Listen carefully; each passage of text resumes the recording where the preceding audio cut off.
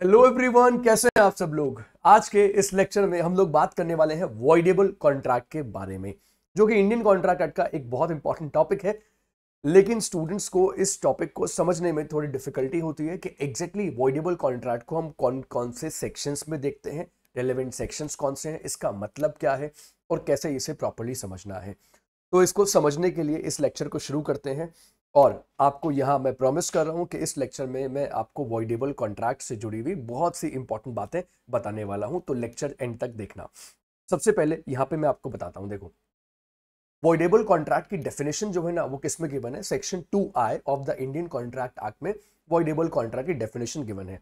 सबसे पहले मैं ये चाहूंगा कि एक बार आप डेफिनेशन को रीड कर लो, और डेफिनेशन को रीड करने के बाद में मैं एक चार्ट बनाने वाला हूँ, और चार्ट बना के यहाँ पे सारे सेक्शंस को एक जगह क्लासिफाई करके आपको समझाने वाला हूँ कि वॉइडेबल कॉन्ट्रैक्ट कैसे काम करता है। सबसे पहले देखो यहाँ पे क्या लिखा हुआ है, an agreement which is enforceable by law at the option of one or more of the parties. जो एक या इससे ज्यादा पार्टीज जिसको एनफोर्स करवा सकती है उनके पास यहाँ पे ऑप्शन है, but not at the option of, ये बात भी याद रखना, दोनों पार्टीज को अलग अलग कर दिया गया है। Not at the option of the other or others is a voidable contract. Alright, ये वॉइडेबल कॉन्ट्रैक्ट की यहाँ पे डेफिनेशन है। और इसके साथ साथ में यहाँ पे बात की गई है किसके बारे में, सेक्शन 19 और सेक्शन 19A। लेकिन सेक्शन 19 और 19A के बारे में आने से पहले, बात करने से पहले, अभी कुछ और सेक्शंस हैं जो हमें देखने हैं, और फिर हम सेक्शन 19 और सेक्शन 19A को देखेंगे। तो सेक्शन 2I जो है और जो सेक्शन 19 है, इसके बीच में कुछ सेक्शंस है। जब हम उन सेक्शंस को समझेंगे तब हमें वॉइडेबल कॉन्ट्रैक्ट जो है वो अच्छे से समझ में आएगा। ठीक है, अभी के लिए इतना बताऊंगा कि एक बार बस आप ध्यान रखो, एक बार माइंड में आप इन सेक्शंस को देख लीजिए, क्योंकि यही सेक्शंस हम आगे देखने वाले हैं। वीडियो में आगे बढ़ने से पहले मैं आपको ये बता देता हूं कि देखो, मेरी अनअकैडमी के ऊपर एक फ्री लाइव स्पेशल क्लास जो है वो होने वाली है। कब होने वाली है ये क्लास? ये क्लास होने वाली है कल, यानी कि 28 अक्टूबर को रात को एट 9 PM। ये क्लास पूरी तरीके से फ्री है, और इस क्लास में मैं क्या डिस्कस करने वाला हूं मैं आप लोगों को बता देता हूं कि इस क्लास में हम लोग लिमिटेड लायबिलिटी पार्टनरशिप एक्ट 2008 को पढ़ने वाले हैं। उसके बेसिक कॉन्सेप्ट्स को देखेंगे, उसके इंपॉर्टेंट कॉन्सेप्ट्स को डिस्कस करेंगे, सेक्शंस को कैसे लर्न करना है, एलएलपी को कैसे अप्रोच करना है इस एक्ट को, ये सारी बातें मैं आपको बताऊंगा। इसमें से कौन कौन से क्वेश्चंस आ सकते हैं इनके बारे में भी हम लोग बात करेंगे, एग्जाम्पल्स को भी डिस्कस करेंगे एलएलपी के। तो ये क्लास आपको ज्वाइन कैसे करनी है? इस क्लास को ज्वाइन करने के लिए इस वीडियो के डिस्क्रिप्शन में मेरी फ्री स्पेशल क्लास का लिंक है, उस पर क्लिक करके अनअकैडमी पे आप मेरी प्रोफाइल पे जाकर उस फ्री स्पेशल लाइव क्लास को ज्वाइन कर सकते हो। And during the live class आप मुझसे अपने सारे डाउट्स भी पूछ सकते हो, तो वहां पे आपको मेरी प्रोफाइल जो है मिल जाएगी। इसके साथ साथ इस वीडियो के पिंड कमेंट में भी मैं अपनी फ्री स्पेशल क्लास का लिंक दे दूंगा, आप उस पर क्लिक करके भी इस क्लास को ज्वाइन कर सकते हो अनअकैडमी की ऐप को डाउनलोड करके। ऑलराइट, तो ये हमने बात की स्पेशल क्लास के बारे में जो कल होने वाली है। क्लास को मिस मत करना। अब आगे बढ़ते हैं और हम बात करते हैं, हमारे टॉपिक के ऊपर वापस से आते हैं। अब यहाँ पे इस टॉपिक को पूरा समझाने के लिए मैं यहाँ पे वॉइडेबल कॉन्ट्रैक्ट के लिए एक चार्ट बनाने वाला हूँ। आप इस चार्ट के ऊपर ध्यान दीजिएगा। अगर आपको ये नोट्स चाहिए तो मैं इसको टेलीग्राम चैनल जो हमारा है उस पर मैं इसको शेयर कर दूंगा। टेलीग्राम चैनल का लिंक जो है वो आपको डिस्क्रिप्शन सेक्शन में मिल जाएगा, तो वहाँ से आप इन नोट्स को भी डाउनलोड कर सकते हो जो अभी आप स्क्रीन पे देख रहे हो। तो सबसे पहले मैं इसको कुछ इस तरीके से बताऊंगा कि वॉइडेबल कॉन्ट्रैक्ट की डेफिनेशन जो है वो कहाँ गिवन है। एक बात मैं आपको बता देता हूँ कि अगर आपको वॉइडेबल कॉन्ट्रैक्ट आता है तो भी आपको ये लेक्चर पूरा देखना चाहिए, क्योंकि इसके बाद आपको वॉइडेबल कॉन्ट्रैक्ट की एक नई इंसाइट देखने को मिलेगी जो शायद आपको अब तक पता नहीं थी। ऑलराइट, तो पहले हम यहाँ पे बात करते हैं किसको, यहाँ पे हम सेक्शन 2I के बारे में बात करते हैं। और सेक्शन 2I यहाँ पे डेफिनेशन है, और उसमें इसको डिफाइन किया गया है जिसमें क्या लिखा हुआ है, कोई भी ऐसा एग्रीमेंट जो कि एनफोर्सेबल बाय लॉ है at the option of one or more of the parties thereto. यानी कि अब यहाँ पे क्या होगा, यहाँ पे पार्टी है एक या उससे ज्यादा पार्टी भी यहाँ पे हो सकती है, लेकिन दूसरी पार्टी नहीं होगी। उस पार्टी के पास बेसिकली ऑप्शन होता है, और वो ऑप्शन क्या होता है कि अगर वो पार्टी चाहे तो किसी एक पर्टिकुलर कॉन्ट्रैक्ट को वैलिड भी रख सकती है या उस कॉन्ट्रैक्ट को अवॉइड भी करवा सकती है। तो अवॉइड करवाने का मतलब यहाँ पे क्या हुआ, उसको वॉइड भी कोर्ट में जाकर डिक्लेयर करवा सकती है। तो वैलिड हो या वॉइड हो ये ऑप्शन है, ये मर्जी है। यानी कि वॉइडेबल कॉन्ट्रैक्ट एक ऐसा कॉन्ट्रैक्ट है जो कि बेसिकली अवॉइडेबल है। तो वॉइडेबल को याद रखने का बड़ा अच्छा सा तरीका मैंने आपको बता दिया, विच इज बेसिकली अवॉइडेबल।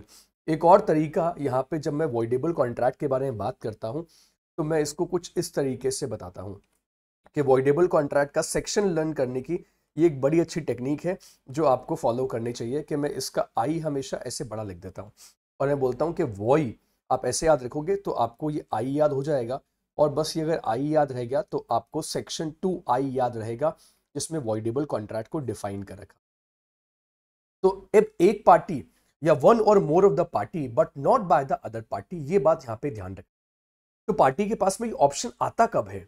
कब ये ऐसा ऑप्शन आता है कि किसी भी कॉन्ट्रैक्ट को अवॉइड करवा दे। कॉन्ट्रैक्ट करने के बाद एक वैलिड कॉन्ट्रैक्ट जो है वो फॉर्म हो चुका है, लेकिन उसके बाद पार्टी के पास में ऑप्शन है कि कोर्ट में जाके उस कॉन्ट्रैक्ट को अवॉइड करवा दे, उसको वॉइड डिक्लेयर करवा दे, राइट। उसको तो यहां पे देखो जैसे कि लिखा हुआ है, an agreement which is enforceable by law. जो एग्रीमेंट लॉ से एनफोर्सेबल होता है वो एक वैलिड कॉन्ट्रैक्ट होता है। At the option of one or more of the party, यानी कि पार्टी की मर्जी है, but not at the option of the other, और other is a voidable contract. अब पता है आपको ये जो दूसरी पार्टी कौन है? Not at the option of the other, यहां पे ये वो पार्टी है जो फायदे में रही है, और यहां पे इसको अवॉइड वो पार्टी करवा सकती है जिसके साथ में नुकसान हुआ है, जिसका लॉस हुआ है। ओके, लेट मी एक्सप्लेन, चिंता मत करो, अभी अच्छे से बताता हूं। ओके, जब भी हम वॉइडेबल कॉन्ट्रैक्ट की बात करते हैं तो मैं यहाँ पे आपको एक टॉपिक बताता हूँ हमेशा, और टॉपिक का नाम है क्या? Free consent. There is a topic called free consent, alright. और जब हम फ्री कंसेंट की बात करते हैं तो यहाँ पे फ्री कंसेंट आप सब लोगों को पता है कि इंडियन कॉन्ट्रैक्ट एक्ट के सेक्शन 14 में फ्री कंसेंट को डिफाइन कर, फ्री कंसेंट को सेक्शन 14 में डिफाइन किया है। और हम जब भी इसके बारे में बात करते हैं तो मैं इसको ऐसे बताता हूँ कि आप इसको ऐसे याद रखो, CUFM। ये सेक्शन लर्न करने की एक टेक्निक है, वॉइडेबल कॉन्ट्रैक्ट को समझने के लिए बेस्ट टेक्निक है CUFM। नाउ सी में यहाँ पे मैं लिख दूंगा क्या? 15 लिख दूंगा, यू में मैं लिख दूंगा 16, एफ में लिख दूंगा 17, और एम में लिख दूंगा 18। तो ये मैंने 15 लिखा, ये मैंने 16 लिखा, ये मैंने 17 लिखा, और ये मैंने 18। तो ये जो 15 है ये पता है किसका है? ये सेक्शन है बेसिकली कोवर्शन का सेक्शन, ये कोवर्शन का सेक्शन है। और कोवर्शन की जब हम बात करते हैं तो कोई भी ऐसा एक्ट या threatening to commit any act which is punishable by the Indian penal code, तो ये हम सेक्शन 15 में देखते हैं। और सेक्शन 16 में हम बात करते हैं किसके बारे में? यहाँ हम बात करते हैं अनड्यू इन्फ्लुएंस के बारे में। तो जब किसी के ऊपर अनड्यू इन्फ्लुएंस होता है, जब पार्टीज के बीच में फिड्यूशियल रिलेशनशिप होता है, तो एक पार्टी सिचुएशन में होती है कि दूसरी पार्टी की विल को डोमिनेट कर सके। जब कोई पार्टी फ्रॉड करती है, और नेक्स्ट मैं बता रहा हूं जब किसी पार्टी की तरफ से क्या होता है? मिस रिप्रेजेंटेशन हो। तो ये मैंने लिखा मिस रिप्रेजेंटेशन। तो अब देखिए, कोवर्शन हमने देखा, अनड्यू इन्फ्लुएंस देखा, फ्रॉड देखा, और मिस रिप्रेजेंटेशन, ये चारों पॉइंट्स हमने देखे। इन चारों सिचुएशंस में ना जो कॉन्ट्रैक्ट होता है वो बेसिकली वॉइडेबल बन जाता है। वो क्या बनता है? वॉइडेबल बनता है। CUFM, ये यहाँ पे सेक्शंस को लर्न करने की टेक्निक है कि वॉइडेबल कॉन्ट्रैक्ट कब बनता है। तो हम बोलते हैं कि अगर कोवर्शन यूज किया हो, डरा धमका कर कॉन्ट्रैक्ट करवाया है, तो वॉइडेबल कॉन्ट्रैक्ट बन जाएगा। अगर अपना अनड्यू इन्फ्लुएंस यूज किया है और इन्फ्लुएंस को यूज करके किसी को ये बोला है कि आप ये कॉन्ट्रैक्ट कर लो, जैसे कि जब हम अनड्यू इन्फ्लुएंस की बात करते हैं तब हम रिलीजियस या स्पिरिचुअल गुरु, follower, teacher, student, doctor, patient, right, ऐसे हम एग्जाम्पल्स देखते हैं। और यहाँ पे हम ये देखते हैं कि अनड्यू इन्फ्लुएंस हम प्रिज्यूम कर लेते हैं। फिर अगर फ्रॉड हुआ है, और लास्ट सेक्शन 18 बात करता है मिस रिप्रेजेंटेशन की। तो इन सारी सिचुएशंस में जिस पार्टी के साथ में कोवर्शन हुआ है, या अनड्यू इन्फ्लुएंस हुआ है, या फ्रॉड हुआ है, या मिस रिप्रेजेंटेशन हुआ है, उसके पास में क्या होता है? उस पार्टी के पास में बेसिकली एक ऑप्शन होता है। और ऑप्शन क्या होता है? ऑप्शन वही है वॉइडेबल कॉन्ट्रैक्ट वाला। तो वो पार्टी अगर चाहे तो उस कॉन्ट्रैक्ट को वैलिड भी रख सकती है, या फिर उस कॉन्ट्रैक्ट को अवॉइड भी करवा सकती है। यानी कि मैं इसको ऐसे बताता हूं कि कोर्ट के दरवाजे आपके लिए खुले हैं, लेकिन अब ये मर्जी आपकी है कि आपको कोर्ट में जाना है या कोर्ट में नहीं जाना। ये होता है basically voidable contract, which is avoidable. और अवॉइडेबल होने की वजह से यहाँ पे चॉइस है किसी पार्टी के साथ में।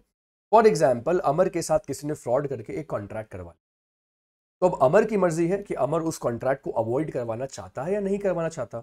अमर को लगता है कि ठीक है, जो भी होगा वो हो गया, लेकिन मैं इस कॉन्ट्रैक्ट को अब अवॉइड करवाना नहीं चाहता, तो वो कॉन्ट्रैक्ट वैलिड रह जाएगा। अब वो एग्रीमेंट एनफोर्सेबल बाय लॉ रहेगा, इसलिए वो एक वैलिड कॉन्ट्रैक्ट रहेगा, सेक्शन 2H।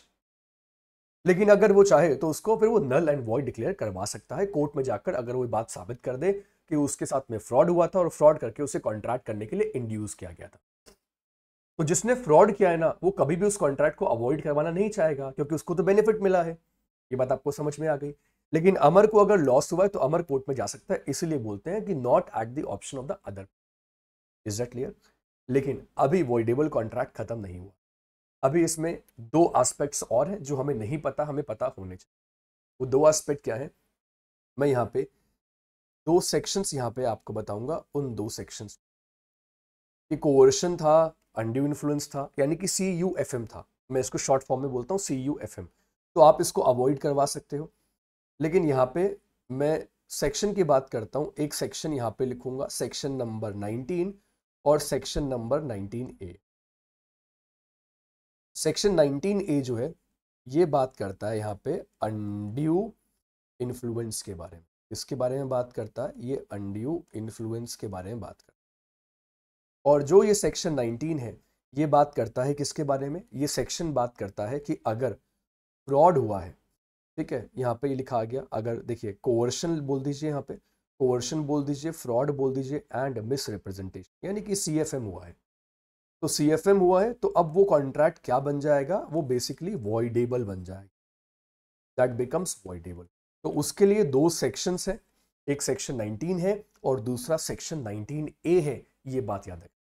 लेकिन 19A जो है ना, ये स्पेसिफिकली बात करता है किसके बारे में? ये अनड्यू इन्फ्लुएंस के बारे में बात करता है। और सेक्शन 19 बोलता है कि अगर किसी पर्सन के ऊपर कोवर्शन था, फ्रॉड था या मिस रिप्रेजेंटेशन था, तो उस सिचुएशन में वो उसको अवॉइड करवा सकता है। तो उसकी बहुत सारे सिनेरियोज जो हैं वो सेक्शन 19 में गिवन है।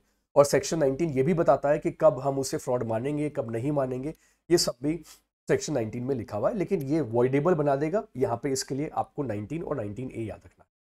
ऑलराइट, अब ये सेक्शंस तो हमने देख लिए। तो वॉइडेबल कॉन्ट्रैक्ट जो है ना, सेक्शन 2I से शुरू हुआ। और वॉइडेबल कॉन्ट्रैक्ट को समझने के लिए हमने 15, 16, 17, 18 और सेक्शन 19 को भी देखा, 19A को भी देखा। लेकिन अगर आपको लगता है कि वॉइडेबल कॉन्ट्रैक्ट यहाँ पे कंप्लीट हो गया है, so my answer is no, voidable contract यहाँ पे कंप्लीट नहीं हुआ है। क्यों नहीं हुआ है? क्योंकि जब हम वॉइडेबल कॉन्ट्रैक्ट की बात करते हैं तो ये बेसिकली जो जर्नी है, ये जर्नी कहाँ तक चलती है, ये देखिए। ये जर्नी बेसिकली सेक्शन 2I से शुरू होती है। सेक्शन 2I में हमने डेफिनेशन को देखा, उसके बाद में हम सेक्शन 15 को देखते हैं, 16 को देखते हैं, सेक्शन नंबर 17 और सेक्शन नंबर 18। तो ये बेसिकली कौन से आ गए? ये बेसिकली वो ग्राउंड्स आ गए। 15, 16, 17, 18 में आ गए वो ग्राउंड्स। जब हम किसी राइट, जब वो बेसिकली क्या बन जाएगा? When it becomes right. तो ये वॉइडेबल के ग्राउंड्स आ गए। लेकिन जब हम इसी के साथ में किसको देखते हैं? जब हम इसी के साथ सेक्शन 19 को देखते हैं एंड सेक्शन 19A को देखते हैं, तो ये हमें इसे अवॉइड करने की परमिशन देता है। बोलता है कि हाँ ठीक है, ये वॉइडेबल है, दिस कैन बी अवॉइडेड। अब मर्जी है पार्टी की, आपकी चॉइस है आपको उसे अवॉइड करवाना है या नहीं करवाना। लेकिन देखो, ये बात काफ़ी लोग इस बात को इग्नोर कर देते हैं, लेकिन मैं आपको यहाँ पे बता देता हूँ कि उसके अलावा कुछ सेक्शंस और हैं जो हमें पता होने चाहिए जब भी हम वॉइडेबल की बात करते हैं। एक सेक्शन यहाँ पे मैं आपको बता रहा हूँ, that section is called section number 39 of the Indian contract act. Yes, जब हम परफॉर्मेंस की बात करते हैं ना, तब फिर सेक्शन नंबर 53 और एक लास्ट में सेक्शन यहाँ पे मैं और बता रहा हूँ, this is what we called section number 55। अगर आप इन सेक्शंस को ध्यान से देखोगे तो यहाँ भी आपको जो एक कॉमन एलिमेंट देखने को मिलेगा वो एलिमेंट होगा voidable. So I would request you all कि एक बार आप बैराक्ट में इसको ओपन करके देखना। तो जब आप बैराक्ट में इन सेक्शंस को देखोगे तो आपको पता लगेगा कि अच्छा, यहाँ पे भी वॉइडेबिलिटी के बारे में लिखा हुआ है। यहाँ पे भी सिचुएशन बताता है कि कब कोई कॉन्ट्रैक्ट वॉइडेबल होता है। जैसे कि सेक्शन 39 देखो, where a party to a contract has refused to perform or disabled himself from performing his promise in its entirely, the promisee may put an end to the contract unless he has signified by words or conduct his acquiescence on its continuance। तो अगर मान लो किसी party ने कौन सी breach करी है, अगर एक पार्टी ने बेसिकली एंटीसिपेटरी ब्रीच करी है। अब ब्रीच क्या होती है इसके बारे में हम किसी और लेक्चर में बात करेंगे। ब्रीच को किसी और लेक्चर में प्रॉपरली डिस्कस करेंगे, एंटीसिपेटरी ब्रीच हो चाहे वो एक्चुअल ब्रीच हो। तो अगर एंटीसिपेटरी ब्रीच हुई, यहां भी दूसरी पार्टी के पास में ऑप्शन होता है। अगर मैंने आपके साथ एक कॉन्ट्रैक्ट किया है और वो कॉन्ट्रैक्ट की परफॉर्मेंस 1 महीने बाद होनी है, लेकिन आपने 1 महीने पहले ही मुझे कह दिया है कि मैं परफॉर्म नहीं कर पाऊंगा, तो वो एक तरीके से एंटीसिपेटरी ब्रीच है। तो यहां मेरे पास एक ऑप्शन आ गया है कि मैं चाहूं तो उस कॉन्ट्रैक्ट को अवॉइड कर सकता हूं, तो यहां पे भी ये बन गया वॉइडेबल। ऑलराइट, इसके साथ अगर मैं आगे चलूं तो सेक्शन नंबर 53 देखो। सेक्शन नंबर 53 को अगर आप रीड करोगे तो यहाँ पे भी लिखा हुआ है कि liability of a party preventing event on which the contract is to take effect. तो यहाँ पे ये बात करता है सेक्शन नंबर 53 जो रेसिप्रोकल प्रॉमिस के बारे में बात करता है, राइट। तो रेसिप्रोकल प्रॉमिस के बारे में यहाँ पे क्लियरली गिवन है और ये भी वॉइडेबिलिटी के बारे में बात करता है। तो यहाँ पे अगर आप सेक्शन 53 को पढ़ोगे तो यहाँ पे भी ये कहता है कि ये वॉइडेबल होता है, इट क्लियरली सेज ये वॉइडेबल है। उसके बाद सेक्शन नंबर 55 जो बात करता है कि क्या टाइम इसेंस है कॉन्ट्रैक्ट का, तो अगर आप इसको भी रीड करोगे तो यहाँ पे भी देखो लिखा हुआ है वर्ड क्या, वॉइडेबल। और इसलिए मैंने यहाँ पे इसके पूरे बेयर टेक्स्ट को यहाँ पे रिक्रिएट किया है आपको समझाने के लिए। इस बात को आप समझिए, सिर्फ 15, 16, 17, 18 ही वॉइड नहीं होता, वॉइडेबल नहीं होता। इसके साथ साथ में और सेक्शंस को भी देखो आप, साथ में सेक्शन 19 और 19A को भी देखिए, सेक्शन नंबर 39 को भी देखिए, और इसके साथ में 53, 55 को भी जब रीड करोगे समझ में आएगा कि वॉइडेबिलिटी के बारे में इन सेक्शंस में लिखा हुआ है इंडियन कॉन्ट्रैक्ट एक्ट में। ऑलराइट, सो ये हमने बात करी, पूरे के पूरा डिस्कशन किया किसके बारे में, वॉइडेबल कॉन्ट्रैक्ट के बारे में, which can be avoided by, यहाँ पे ऑप्शन है one or more of the parties, but not at the option of the other या अदर्स पार्टी के, दूसरी पार्टी का ऑप्शन नहीं होता क्योंकि उस पार्टी ने गलत किया है इसलिए उसके पास में ऑप्शन नहीं है, उस पार्टी ने एंटीसिपेटरी ब्रीच कर दी है इसलिए उसके पास उस कॉन्ट्रैक्ट को अवॉइड करने का ऑप्शन नहीं, तो उसे हम कहते हैं वॉइडेबल कॉन्ट्रैक्ट, जिसका सेक्शन है section number 2I। So I really hope कि आपको इस पूरे लेक्चर में अच्छे समझ में आया कि वॉइडेबल कॉन्ट्रैक्ट बेसिकली क्या होता है और किस तरीके से ये काम करता है। रेलेवेंट सेक्शंस कौन से हैं उनको भी हमने यहाँ पे डिस्कस कर लिया है। बाकी आप लोग अनअकैडमी के ऊपर मेरी फ्री लाइव क्लास जो है उसको कल ज्वाइन कर सकते हैं और फ्री लाइव क्लास में मेरे साथ अपने सारे डाउट्स डिस्कस कर सकते हैं। So I will see you all in my free live class. I hope ये वीडियो आपको अच्छा लगा होगा। अगर वीडियो पसंद आया तो वीडियो को लाइक करना, चैनल को सब्सक्राइब जरूर करना, अपने फ्रेंड्स के साथ इस वीडियो को शेयर करना और कमेंट सेक्शन में मुझे जरूर बताना कि और मुझे कौन से टॉपिक्स के ऊपर वीडियो बनानी चाहिए। मैं आप लोगों से मिलता हूं अपने अगले वीडियो में। Thank you so much.